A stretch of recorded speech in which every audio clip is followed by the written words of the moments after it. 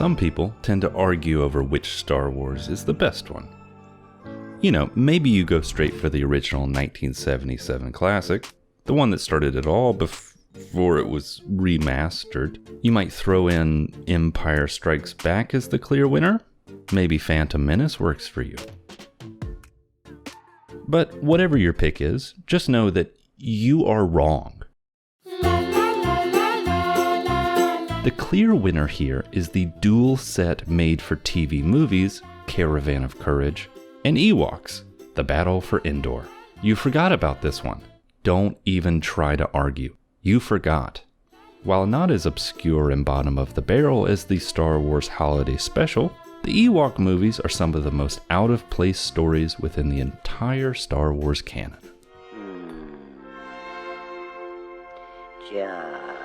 They subvert your expectations by not fulfilling any of them. In fact, they're not even Star Wars films. If you were to simply rename many of the characters or locations and even switch up the costumes a bit, no one would have any idea that these films somehow fit right alongside the world of Jedi and snowspeeders and things that we come to know as the Star Wars universe.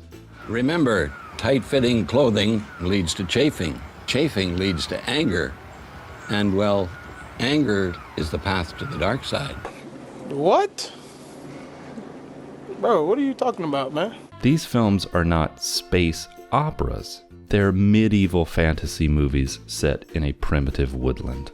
But that being said, it does stay faithful to the long-held Star Wars tradition of having one of the alien races act suspiciously like a minority group here on Earth. If you go ahead and watch these films, naturally, you're going to see what's been missing from Star Wars for so long. Things that Star Wars needs more of. Children. Old Wilford Brimley. Magic. Child actors. Walking. Castles. Sparkly magic. And of course, diabetes himself, Wilford Brimley. Wilford, I love you. If you want to be my pop, that'd be good.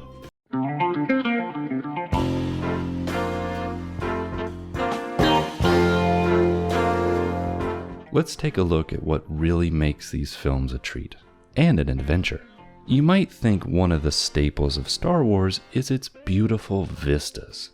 The travel hopping from planet to planet, desert, forest, ice, Blade Runner. But Ewoks does not need all that. It has a forest and a field next to a forest, next to George Lucas's house. Just film 2 actors walking around your backyard. George doesn't need to travel far, it saves money. Do you really need complex characters?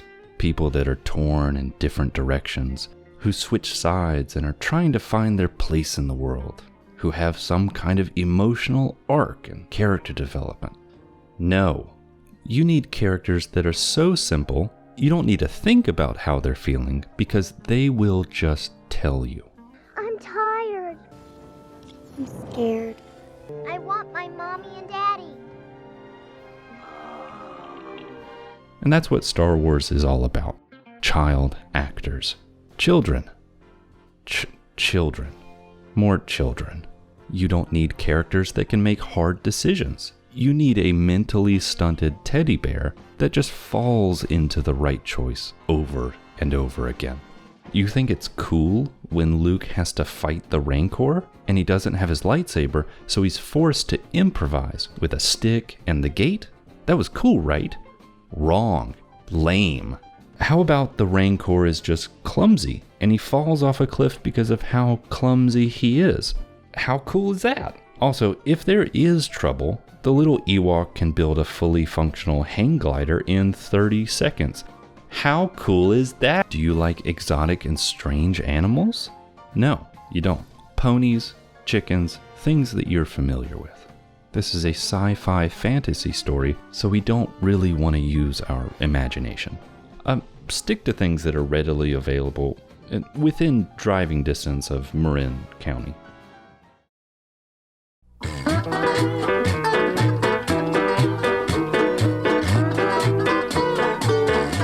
The first movie is called Caravan of Courage because it's the definition of a caravan. Any large group of people typically walking with vehicles or animals traveling together in single file. That's basically the whole movie right there.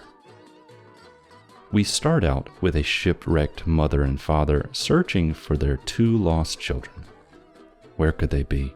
Don't worry about that right now because they're immediately captured by a giant monster, the Gorax, a species of behemoths with a biological classification of semi-sentient. So he's not really all there. The son and the daughter are on their own now. Well, not really on their own. They now get help from Star Wars' most famous and lovable characters, the Ewoks. They don't blink. They never blink. You might think that not being able to understand your captives and the language barrier would be a huge hurdle for the kids. It could be a huge challenge for them. Do you guys have anything to eat? Psh, food, eat. Food. Eat, food. You're wrong. They understand them completely. They know what they're saying and vice versa right off the bat. This guy had to get down on his hands and knees, but your stunted teddy bear fully understands your space travel story right off the bat? Are you kidding me?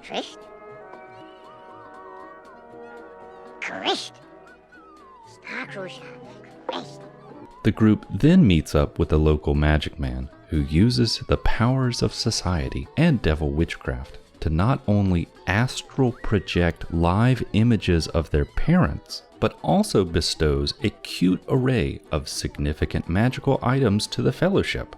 These are not offensive stereotypes. This is a space movie.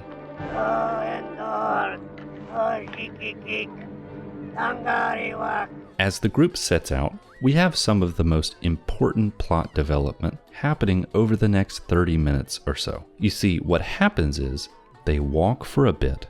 The group finds themselves in a slightly unfortunate situation, only for it to be resolved almost immediately. They walk a bit, the horse done gets spooked and runs off. Will they get it back? Yeah, they just stop the horse and now we're back to walking. The boy gets stuck in water. Okay, let's pull him out. And we got more walking to do. It's very lucky that the Gorax did not eat the parents at this point. It's not clear what he was doing. Clearly he was hungry and he was eating other things. So why he captured them? Maybe he just wanted a pet? And because he might not have all of his marbles, he might just end up snuffing out his new pet's life. He clearly has to go. Does the monster pose any kind of serious threat? No, he doesn't. He looks at them sternly and then he walks in slow motion. And he just falls over because he's a bit of a klutz and doesn't have good spatial awareness. Yep, they defeated a semi-sentient monster.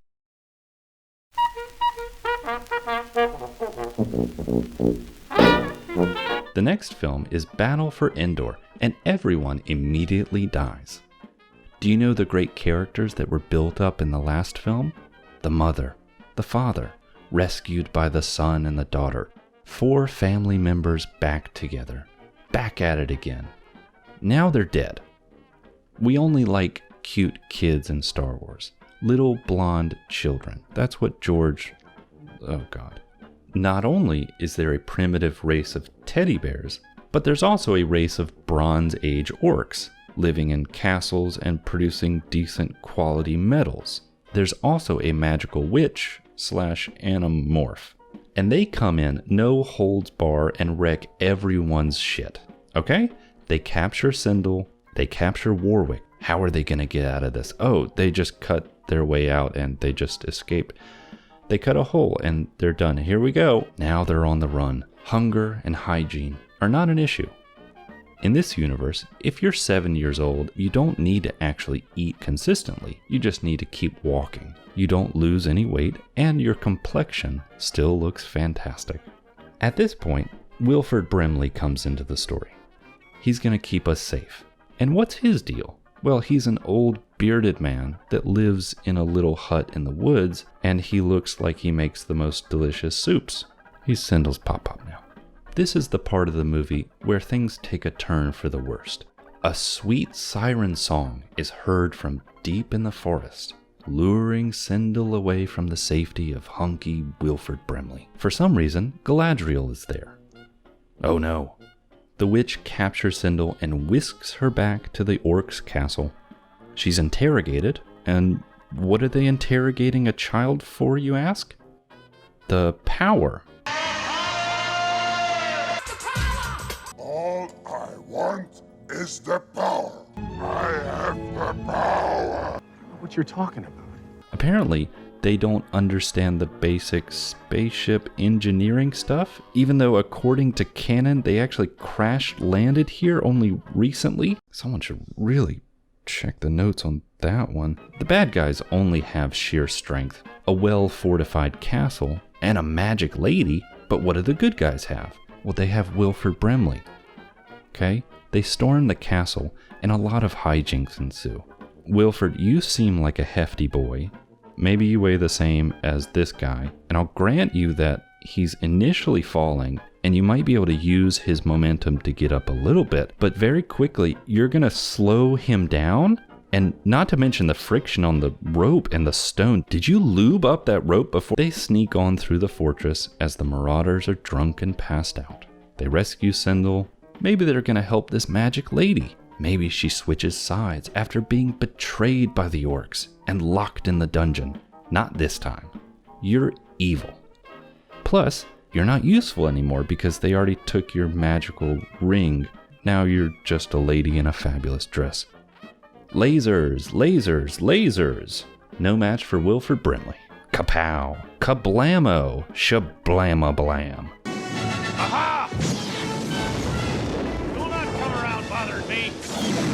We all know that if the antagonist is holding a ring infused with blasphemous devil magic around his neck, one must hit it with a sizable stone in order to kick off a chain reaction that engulfs his entire body in a magic death fire.